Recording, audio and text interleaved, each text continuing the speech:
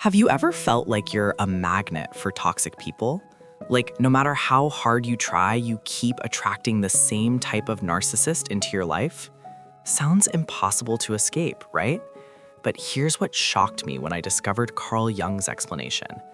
This isn't about you being too nice or too forgiving. It's about something way deeper, something happening in your unconscious mind that nobody talks about clearly. Stay with me, because what I'm about to reveal will completely transform how you understand this painful pattern, and more importantly, how you can finally break free from it. Let's start with the uncomfortable truth. This attraction between empaths and narcissists isn't random. It's a powerful psychological phenomenon that Jung called complementary opposites. Think of it like this. Imagine two puzzle pieces that fit together perfectly. The empath carries the light, overflowing with compassion, empathy, and this deep desire to heal others. The narcissist? They're carrying the shadow, an emptiness, a void desperately seeking to be filled. And when these two meet, something in the unconscious mind screams, "Finally, my missing half." That's exactly why the initial connection feels so incredibly intense. The narcissist love bombs you with attention, and you feel profoundly seen and appreciated. It feels like destiny, like you finally found your soulmate. But here's the thing, it's actually a psychological trap. Have you experienced this? That overwhelming connection that felt too good to be true, and then it was? Now here's where it gets fascinating. Jung taught us that we don't fall in love with a person, we fall in love with the missing pieces of ourselves that we project onto them. Your unconscious mind works like a movie projector. It takes the unowned parts of your personality and casts them onto the screen of another person.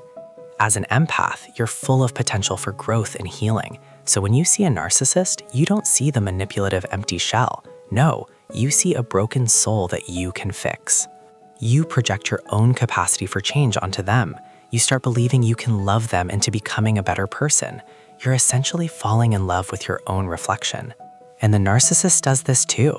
They project all their inner shame, their worthlessness, their darkness right onto you. That's why after the love bombing phase, you suddenly become the source of all their problems. They use you as an emotional dumping ground for everything they can't stand about themselves.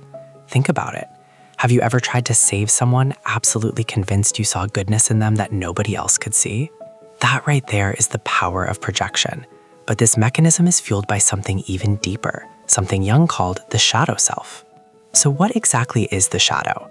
The shadow isn't evil. It's all the parts of ourselves that we've repressed or disowned because somewhere along the way we were taught they were bad or unacceptable. For an empath, what lives in the shadow?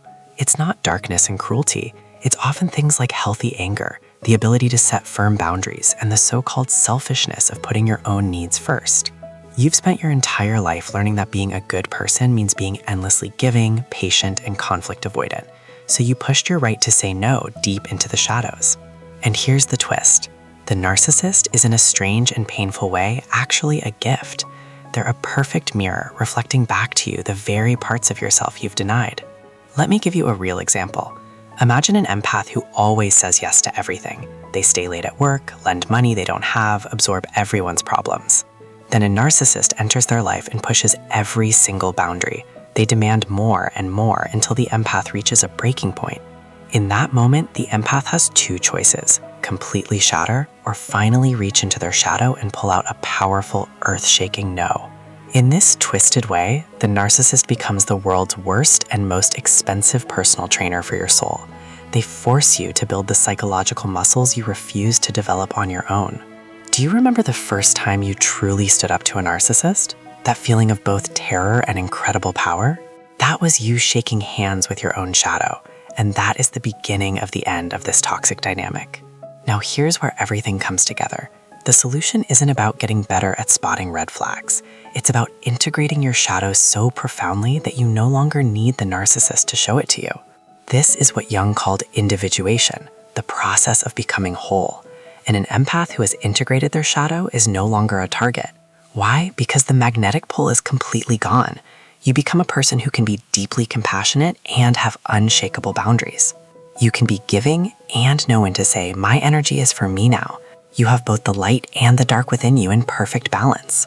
When you're whole, the narcissist's empty charm isn't attractive anymore. It's transparent. Their manipulations don't hook you because there's no unhealed part of you for them to latch onto.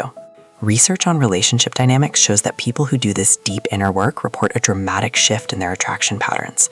They simply aren't drawn to narcissistic personalities anymore. You've completed the psychological circuit internally. You don't need a broken external person to feel complete or to have a purpose. You are your own purpose. The magnet is turned off. And here's something powerful. When you do this work, you not only stop attracting narcissists, you start attracting healthy, emotionally available people who respect your boundaries. Because now you're resonating at a completely different frequency. You're no longer broadcasting that unconscious signal that says, I need someone to complete me. Instead, you're broadcasting, I am already complete, and that changes everything. So let's bring this all together. This painful dance between empaths and narcissists isn't your fault, but your healing is your responsibility. The constant attraction to narcissists is actually a profound unconscious invitation to meet and reclaim your own shadow. By integrating those darker traits like setting boundaries and prioritizing yourself, you become whole. And a whole person is completely uninteresting to a narcissist. You break the magnetic pull for good. Now, I have a question for you. What's one shadow trait that you've had to reclaim on your healing journey? Maybe it was the ability to say no without guilt, or the courage to be selfish with your time and energy. Share your experience in the comments. Your story might be exactly what someone else needs to hear today.